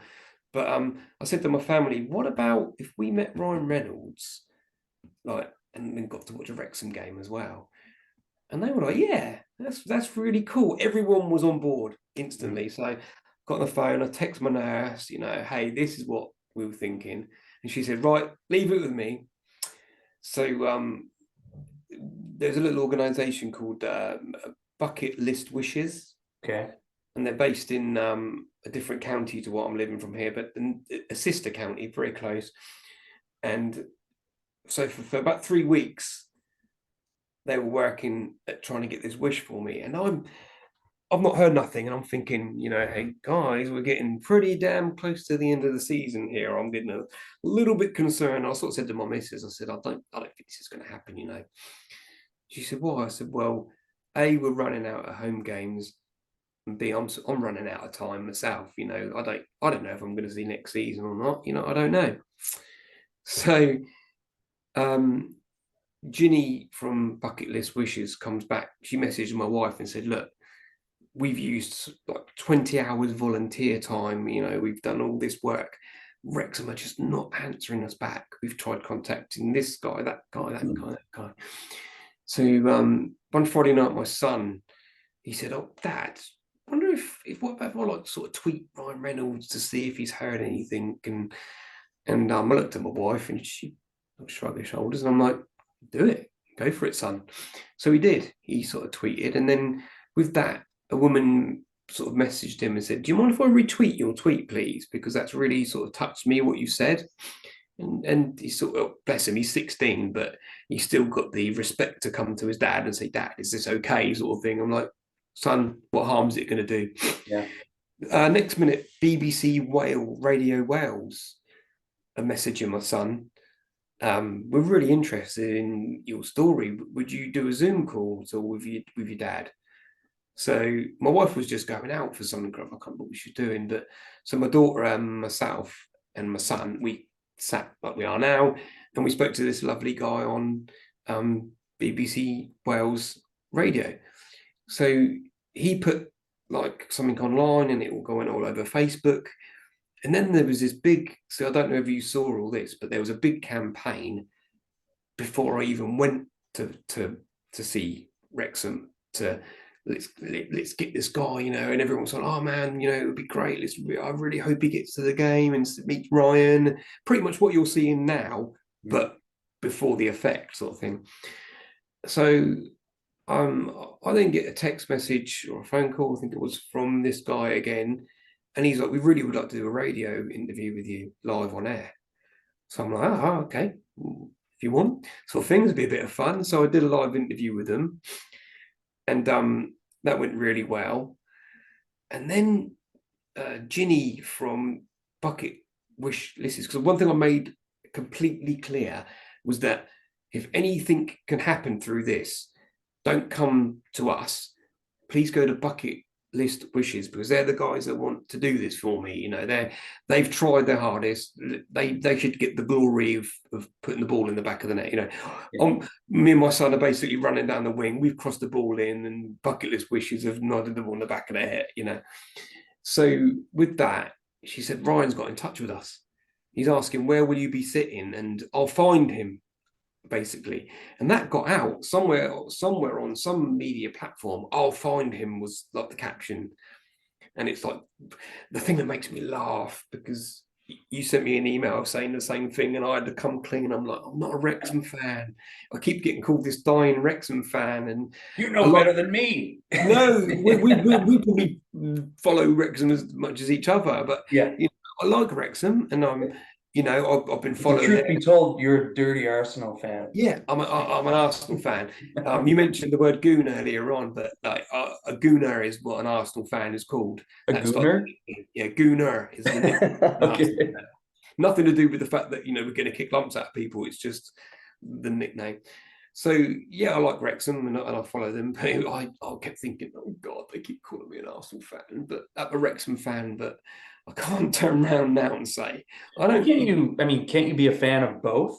Or is it like, for me, I'm a fan of many things. I'm a fan of Ryan Reynolds. I'm a fan of, you know. Yeah, you can. You are a fan, I guess. Maybe not as diehard as Arsenal. You're probably Arsenal till you die, but Wrexham is special. I felt a little bit fraud. I felt a little bit of a fraud that they called me a fan. You know, a dying Wrexham fan. That's pretty huge. You know, and it gone too far for me to say I'm. You know, don't get me wrong. I like Wrexham, and I follow their scores, and I have a home shirt now because they gave me one. I have a scarf that I'm very proud of. You know. Yeah, but it was an honor to be part of that whole thing. So all of a sudden, okay, we're in touch with Ryan and everything now. This is going the right way. So next minute, my wife kept it secret from me because there was some surprises along the way that she wanted to show me. And you saw the video Ryan sent me, did you? I don't think I did, no. Would you like to see it? It's only 50 seconds long. Yeah, sure. I'd like to see it. So this is when I mentioned earlier on, I said a girl called Sarah O'Connell. She tweeted him and said, Ryan, I've got a very good friend who's dying. He would love a message from you. And within 9 hours, he'd sent her back this. Let me just get the volume up. I'm gonna have to get it. I think. I just heard the news through Sarah that you're going through a really shitty time, and I just wanted to send a video and I'm thinking about you. I'm whispering because my children are asleep. Thank you. So yeah, this is just a little quiet time in the house, which is nice. Anyway, I know that words are probably way too clumsy to express what it is that you're going through, but I want you to know that I'm in your corner, and I hope that I get to meet you in person one of these days. I'm sending you tons of love, Jay. How wonderful is that? How beautiful, beautiful. And I mean, you could see in his eyes the pain of thinking, you know, this guy's dying. Yeah, and it was just so heartfelt. And so the fact that he put, I'd like to meet you in person one day, I almost felt like saying, little do you know, that's what I want to do as well. So yeah, it was all in motion. So funny enough, then another radio station then contacted me saying, would you mind doing a live on air talk? I'm like, yeah. I'm yes man. Have you seen the film when they have to say yes? The parents just say yes. This is me.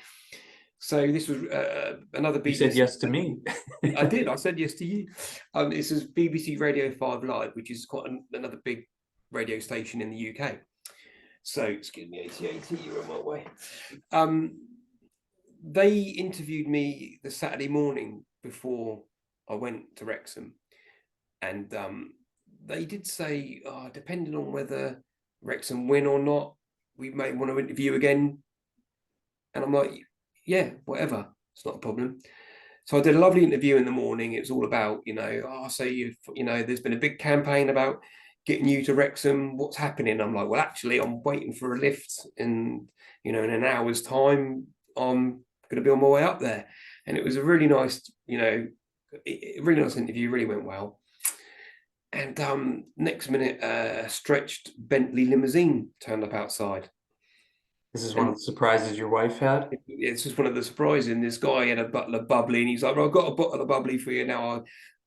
I don't really drink, and I can't really drink. I've got one like medication. But I said to my wife and kids, guys, look, please have a little drink. And like my son Sam goes, it's 5 o'clock somewhere, I suppose, sort of thing, and they had a little photo outside. The guy took a photo of us outside the house of the limousine, and then we took photos of the kids and that with their little glasses, and off we shot up to Wrexham. So he took us straight to the hotel, dropped us off, and my wife said, so you take us back tomorrow? And he's like, oh, no, this is just a one-way trip. I thought he was joking, but no, he literally took us up there, turned around and come back home.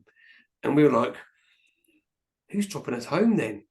And Deb goes, I honestly don't know. I said, well, don't worry about it, because it's going to be taken care of. And then about 5 o'clock, or just before 5, these two lovely, which is funny, when I was talking about my car earlier on, I've got a nice black Mercedes, and these two lovely black Mercedes, very similar to my car, but it was like the S-Class and the E-Class, and they were top of the range, had everything, leather interiors and everything.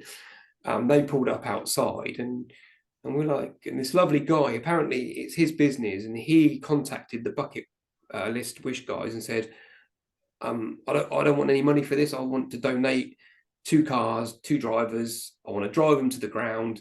I want to get them in the ground. I want to make them feel special like movie stars. And I want to bring them back when they are ready in the evening. And it was like, wow. And he was such a nice guy, this guy called Gethin. He was very nice. So basically my kids had their own car, and my wife and I had the other car. Okay. And we went off in tandem. And Welcome to Wrexham, they film a lot in the car park, don't they? You see a lot of the car park. Mm-hmm. Well, we actually drove straight into that car park. Okay. And we pulled up outside, and you see people all looking, because these blacked out Mercedes pull up. I thought it was Ryan and Rob. Well, yeah, you sort of think that. But like my wife said, we got out and people carried on staring. And it was a bit like, they're not like gone, oh God, who's that sort of thing. They're like looking at us. And this guy came up to me, God's honest truth, and he went, I'm so glad you got here. We've been really hoping that you'd make this game. And he shook my hand and went, I just had the best of times. I really had a great time. I'm like, oh, thank you so much, and good luck to the game, And as I'm walking in the stadium, because we went in with this guy called John then, who's part of the background staff, my son went, Dad, have you been recognised? I'm like, I think I must have been. I don't know. So we walked in, and with that, we walked into the ground, into the stadium, down, and then along the side of the pitch. And I don't know if did you watch the game the other day? But I always tend to see the highlights from the games, to be honest, because it's not televised here. So I just, I see what Fozzie posts. Yeah, exactly. He's a good guy. But have you noticed one of the grandstands have been completely flattened, haven't they? Oh, have they? I the one that was condemned there in the show? Okay. They're rebuilding it. So we went that end. We're through this gate, and John said, look, we're going to have to go over here, because if we go anywhere near the fans, it's just to be a frenzy and you won't get nothing said or done. So I'm thinking, this is weird. I expected to sort of go in a room and he'd be there. And we stood at, like, literally the goal's there and the corner flag's there, and we're behind the banner, the barrier, like the sponsorship banner. And then all of a sudden we can see Ryan Reynolds walking across the pitch. And it's like, okay. And I did that bit out of Grown Ups. Have you seen the film Grown Ups, when your mate from Saskatchewan's coming across and the woman goes, right, whatever you do, don't fart. So I goes to the family, whatever you do, don't fart. And yeah, they're a bit nervous because of what I've been through. I don't get any anxiety or any sort of nervous or anything anymore. So I'm all right. I'm like, yeah, I'm looking forward to this. And yeah, he walked up and I'm like, hi, Ryan, pleased to meet you. Like, hi, Jay. And I'm sort of going to shake his hand thinking he's going to stand the other side of the barrier. And he said, hey, let me just climb over this. So I'm like, oh, wow, you are coming close. Next minute, huge hug for me and my family. You know, he gave the biggest of hug. And the first thing he said to me, which blew me away a little bit, everything he said to me blew me away, really, because I wasn't expecting things. He was like, Jay, a lot of people love you out there. And I'm like, what do you mean by that? You know, I almost sort of said, well, can I see your source, please? You know, because it was like, where did you get that information from? How do you know who loves me and what sort of person I am? It was really bizarre. So I thought nothing of it. And then he introduced himself to my wife and my kids, and he said, come on, let's get some photos. So he actually gave his phone to like one of the producers, and he's like, yeah, I think my wife's funny, I'll get some photos of us, sort of thing. And he looked at my son and he went, God, you're huge. What are you, like 6'1"? I mean, he's 6'4" himself. So my son, he's quite articulate. He was like, yeah, I'm 6'1", and you know, he spoke quite well, and I was really proud of him. And yeah, he did spend time with them as well, not just me. And then he turned to me again, and he was like, he had this glove on, and he's pulling it off his hand, and he said, right, so I wore this during the filming of Deadpool 2, and I've got two, and the left hand one may well go to Ben Foster if he plays the way he has been playing, but I want you to have this one. I'm like, oh my God. Next minute he signed the glove to Jay, I love you, and was Ryan Reynolds. Wow. And I'm like, oh my God, thank you. I had a little bit of mixed emotions, because part of me was like, oh my God, that's an amazing thing, and what an amazing thing to own.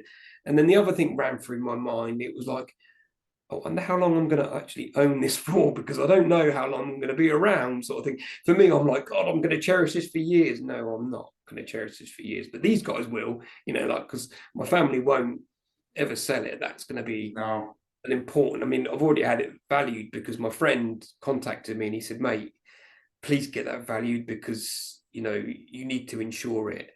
And this guy who's high up in the prop trade, he said, you know, 5 to 10 grand, probably up nearer the 10 grand mark, it's worth, because A, it's a screen use prop, and B, it's from Ryan Reynolds' collection.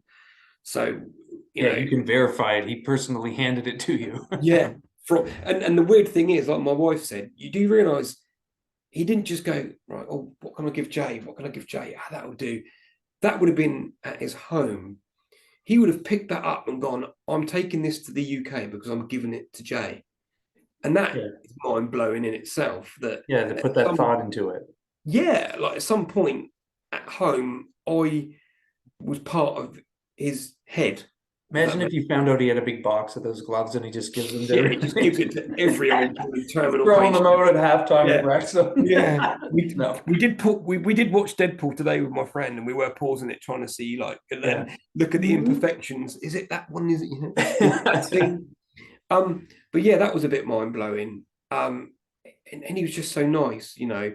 For you to say you're proud of him for being Canadian, I mean, you should be proud of him for being a human being. Yeah. I was quoted on the radio for saying you should never meet you should never meet your idols, but he is definitely an exception to the fact. You know, he was a bit like, whatever you thought he was going to be like, you ain't got a clue, because he's just so nice. Yeah. And then we got chatting. Funny enough, actually, I told him I went to the Arsenal match the night before, and he went, oh, you know what? He said, I don't watch I like watch a lot of Premier League football, but I actually watched that game. It was like power, power, power. And I'm like, yeah, it was a game, unfortunately, that didn't go the way that an Arsenal fan would have wanted. You know, we should have won it, but hey ho. And then I just said to him, you know, I really wish I'm alive to see Deadpool 3 when it comes out. And he went, you know, hey, we're filming that in 6 weeks' time in London. You know, you should come along. And he went, actually, let's make that happen. So in 6 weeks' time, your family, we're going to get you up to London. You know, you can watch the filming of Deadpool 3, you know, see the set, and we'll go do lunch or something. And I'm like, yes, please. That'd be nice. But just to sort of show you that it wasn't like an empty promise. My son, not that night, but the next night, comes screaming. I mean, this is a 16-year-old, 6 foot tall 16-year-old. Oh my god! Oh my god! Oh my god! Oh, like, what's that? What's happened? You know what I mean? You're pregnant or something? What's going on?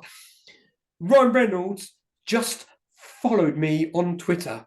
And I'm like, wow, good for you, mate. He's like, I feel like I should message him, like thanking him for the other day. I'm like, right, okay, what you just got to understand when it comes to, because obviously, like we were talking about earlier on, I've dealt with a lot of guests. Don't keep on at people, because Yeah, you can very quickly, you can become a nuisance. Yeah. You know, I said one message, mate, and that'll do. So he messaged him just thanking him for everything he did for us. And 9 minutes later, he got a message back, which I find quite astounding, because a lot of these guys, you're lucky if you get something back in 24 hours, you know? Yeah. And it was along the lines of, hi, Sam, it was lovely to meet you and your family. Your dad is an exceptional guy. I was a little bit choked up when I met him, I must admit, but, you know, I can't wait to see you guys again in the summer. Looking forward to it, you know, take care. And it was like, so that guy quite clearly remembered he promised for us to go. It wasn't an empty promise. No, he meant it. And when my son sent him a message, he verified that with a see you in the summer. I mean, Wales, you know, I ain't going on holiday with him. Do you know what I mean? He ain't coming around for a barbecue or anything here. Right. We're meeting, you know. Yeah. And then it led to this media frenzy, which you have now seen, and yeah, turned my life upside down a little bit for all the good reasons. It's a nice adventure here to have. Like, I can't even imagine what that's like. And it's just to hear how he is with you and your family, like, what a good guy. And I'm happy that you've got that opportunity. Like you said, when we were trying to get my computer going again, we'll have to follow up after you go up. Maybe you could do some background stunt double work or something in the film. Try and get a cameo in there. Well, do you know what? I mean, unfortunately, because of the operation I've been through and the bowel problems I've had and not being able to get fit, I haven't got the body of a 45-year-old man anymore. Unfortunately, I'm not. You know, I can get around without a stick, but I do hobble around with a walking stick. And if we're going too far, I will go on a wheelchair. So maybe Professor Xavier or something in the set. Yeah, exactly. Yeah. People did. I don't know if you read some of the comments, but people were saying, wouldn't be great if you got a walk-on part, and you know.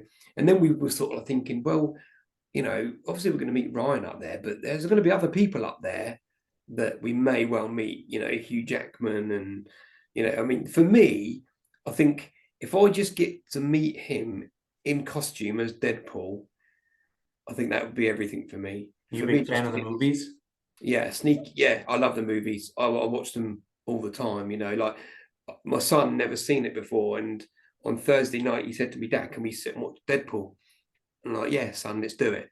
I said, "There's a little bit of a racy scene in it, which you're going to find a bit uncomfortable with him and Vanessa." And bless him, he sat there with a pillow over his head, saying, "Is it finish yet, Dad? Is it finish yet, Dad?" You know, because it must be awkward watching things like that with your dad. And I'm like, "Hang on. Yeah, you need to watch now, because it's the bit where he collapses and the cancer kicks in." I did nearly say to Ryan, you know, I wonder if I need to go in an oxygen deprivation tank so I can mutate. And Yeah, maybe you could become a superhero. not just get the kill to L cancer, I got the kill to L everything. Yeah, it's a I great did- movie. I think that movie was one of the, like, for an action superhero movie, was one of the funniest. Oh God, yeah, one of the And, best. like, how perfect is he for that character? Like, No one else could play that. no way. No, no. It's I perfect. can't think of And like anyone. the way they marketed that first movie, like he was appearing in everywhere as Deadpool, and like I feel like it really was brilliant. They really captured a bunch of people who just love Ryan Reynolds and like the humor, didn't really care about the comic character, but it was just No, brilliantly marketed. I was so glad. And I think that the movie started because you know that the opening scene where he's sitting on the overpass and he yeah, drops. yeah. I think they did that as a, I guess, a pilot almost for the movie a couple of years before the movie. Did you know that? No, I didn't know They that. did it. They made the costume, and this is what I heard. I don't know if it's true. You can ask him when you're hanging out. Yeah, yeah. My mate Neil said, "Is this true?" It is. Neil, Yeah, it's true. Neil Armstrong asked me. No, Yeah, Neil Armstrong. But the Neil Armstrong. Yeah, yeah. Then now the other guy died, so I yeah. am He ain't Neil about. This Armstrong. is the Neil Armstrong. But yeah, so anyway, that very first clip that they famously started the movie with as well. I think that they did that as like a way to show how good he could look. Like it was a way to generate buzz and create interest in the movie, I believe. Yeah. That's what I heard. And I love that scene. oh my goodness, yeah. That movie What you saying? like everything about that movie was just very different and original and hilarious. Yeah. He sort of starts it, then he's like, "I wonder who you think nuts I had to tickle to get this role. Let me tell you, it rhymed with Pulverine. He's got a smooth set of things down under." And then it's just like that. You've got me. I mean, okay, let's Yeah. go. I'm done. Let's just watch this movie now. Yeah, perfectly cast. Yeah. Yeah. I did say to Ryan, I wish I wore my brown pants when I met him. I did say that. I had to say that. And he did laugh. He did get it. I loved it. The fact that he got straight away what I meant. I was like, He's so quick. yeah. To be that funny and that you've got to be quick. He's natural. He's naturally funny. I yeah, mean, it's that video, what I showed you, when he's sort of like, my kids are asleep, and he goes, "Thank." I mean, that Yeah. was Ryan Reynolds. yeah, I don't think he cannot be silly. And that's No. fine. That's a beautiful quality because anybody who can make you laugh is a treasure. I say he cheats. He cheats as an actor. He just bees himself. You know what I mean? He doesn't need to act. He could just be himself, and it's Yeah. funny. You know what I mean? If you're a naturally funny guy, do you know what I mean? That must be 90% of the job for him. They Yeah. must just turn around on set and go, "Ryan, just do you," and he be Yeah, like, improvise. Yeah. Yeah. It's But interesting. yeah, it was weird because I almost feel like I made a little bit of an impact on his life, which is a really weird thing to say when you've met an A-list celebrity. But I think because of my whole my cancer, and B, you know, the way I was, you wouldn't know I had terminal cancer. You know, I'm not surprised there's people out there saying, is he a fraud? Has he really got terminal cancer? Because he seems pretty damn well to me, and he seems very, very happy for it. I still hear a song on the radio, and I'm like, because I listen to a station called Heart Dance over here, and it basically plays all our songs that we liked when we were growing up, like the real trancey, dancey sort of songs. And I'm like, Rhythm is a Dancer, that song's going up, you know what I mean? And I'll put my foot down in my car like I did as a kid, you know, because I'm alive now, I'm alive today. So why am I going to worry about tomorrow Yeah. when I'm not dead today? Probably Yeah, won't be man. dead tomorrow. Let's enjoy it. Live it And up. and I hope because he did say I didn't realize as well that he made any comment about me at all, but I did see a BBC interview that had said that he was a bit, so he had to take a moment after he met me because he was choked up. And I think that's because he thought, you know, he's got 4 babies and a beautiful wife. And I bet he thought, my God, how must it feel to be pulled away from them? And any husband that loves their family would sit here looking at me now thinking, Jesus, I don't think I could cope with being taken away from my family, you know? Mm-hmm. And I think he said something along, you know, the lines of, I just hope that if I'm ever faced with the same fears that Jay has to face, I can do with such unwavering can't remember what the words were now, but basically how he hopes that he could take it the same way as me. Yeah. In the words he said, he said it much better than me. But yeah, I hope there's a little, and I really want. I said to my son, when I do die, I really would like you to message him and let him know that I've gone, because I feel maybe there's a little bit of a connection now with us for the time while I'm alive. Like I said, I'm seeing him again in 6 weeks, and all this will start again, this whole media thing again, and then hopefully, yeah, when I do pass away, I would like him to know, him to personally find out from my family as well, because I believe he would like to know I think so. as a human being. Yeah, I mean, in your video, you said something about I'm nobody special. It's like I don't believe that. I think everybody can be, and I think any people can connect. It doesn't matter if you're a celebrity or I don't even know your job. What is your job? I work in the compressed air industry. I'm like basically I'm a business development manager. So I go looking at new work and I estimate and quote and things like that. So Okay, so an A-list celebrity and a compressed air business service development provider. guy. Yeah, so no, I think as long as you speak from the heart and speak with good intent, you can connect with anybody, which is what I'm trying to do, and which is why I thank you again for doing this. Like You're a means great a guy, lot. Nick. You're a great guy, and you share so many morals. I feel like I share as well, I and think so. I found it very easy to talk to you and get along with you, because I think, good guys do get on, don't they? Yeah, it's as long as you're willing to be open and be yourself. I'll talk to anybody. So I think we should probably let her go there. I'm looking at the time. I've got an appointment. I'm going next door to play poker with my neighbor and some guys. So, I've got an appointment with a sedative in a minute as well. So, well, Jay, thank you very much for doing this. It means everything to me, and let's stay in touch. definitely. I'll keep following you, and I look forward to having you on again after you go see Deadpool 3 being filmed and seeing It'd what be that my was honor. like. It'd be my honor. Thank you so much, Neil, and I wish you all the best and good luck to your boy. Keep pushing him hard at that football. I will, Jay. Thanks very much. All the best, buddy. Have a good night, man. Take You. care. Take care, buddy. Bye bye. Bye-bye.